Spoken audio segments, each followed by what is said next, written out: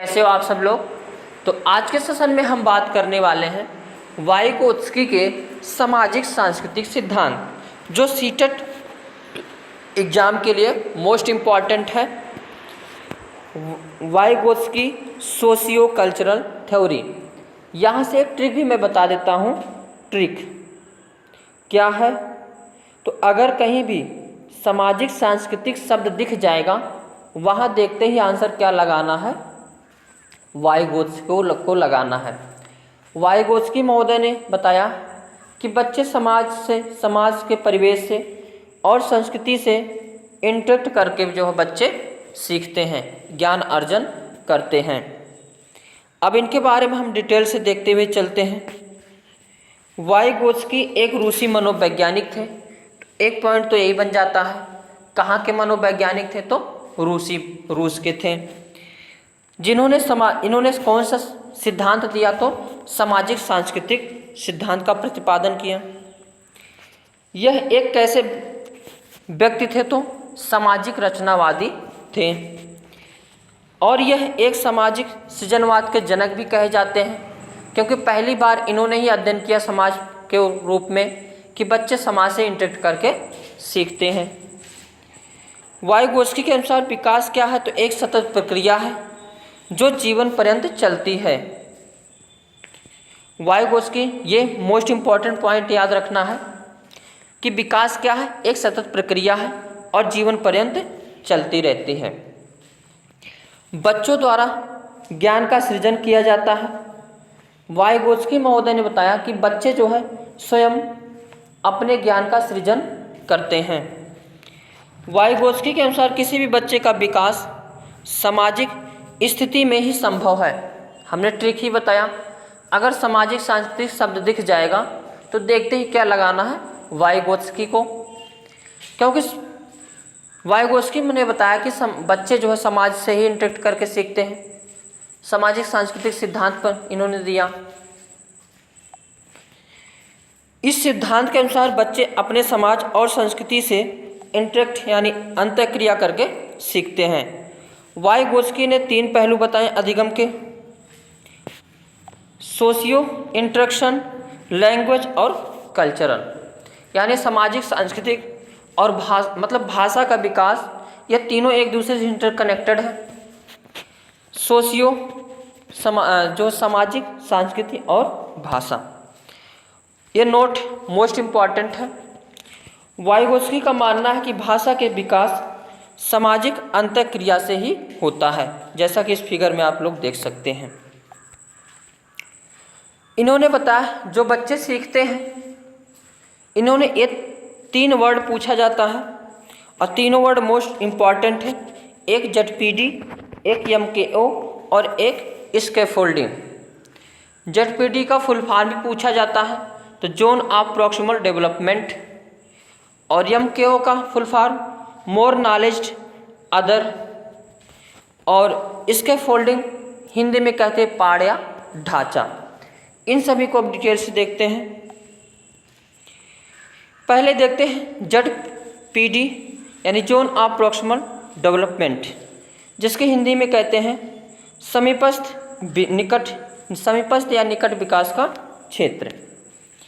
वास्तविक विकास के हर स्तर तक संभावित विकास के बीच अंतर को समीपस्थ विकास का क्षेत्र कहा जाता है।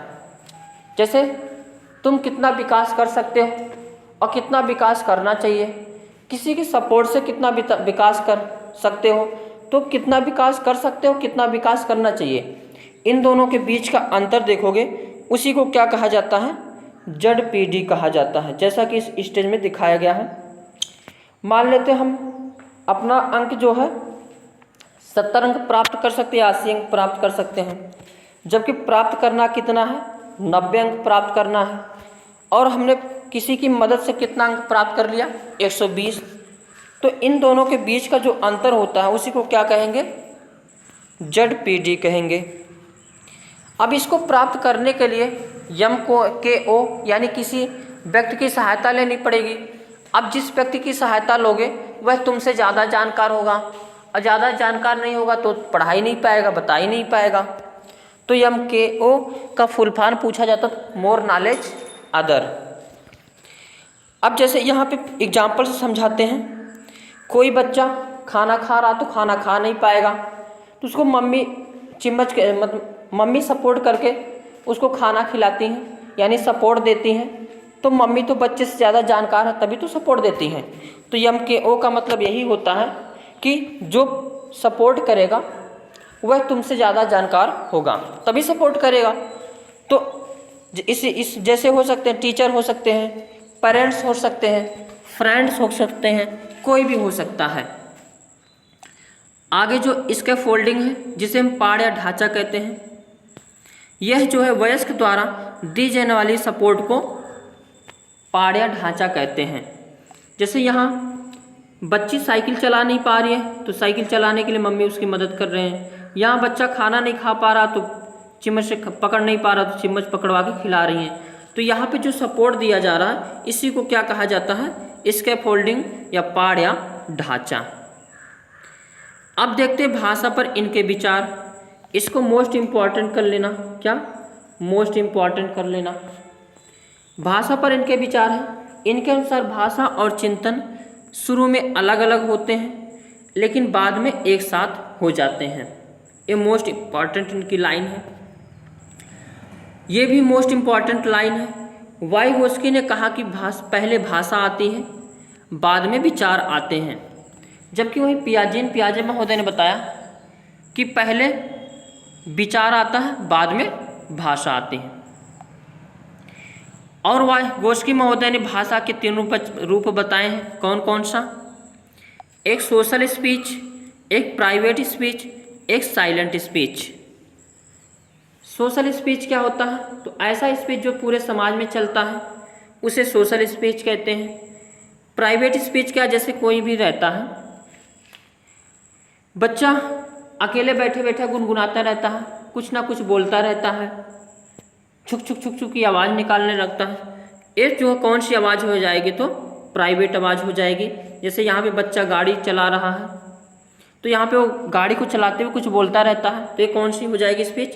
Private speech. एक होता है साइलेंट इनर स्पीच, यानी इसमें चुप होकर के या फिर कोई जैसे एक प्रश्न पूछा जाता लड़की कपड़ा तय करते हुए कुछ गुनगुनाती है, तो कौन सी भाषा हो जाएगी? Silent inner speech. यानी उस कपड़े को कैसे रखा जाए उसके लिए इस सिद्धांत जो है आपस में अकेले बातें करती है, तो इसे क्या कहेंगे? Silent inner speech. तो ये सेशन कैसा लगा कमेंट बॉक्स में ज़रूर बताएं। Thank you for watching.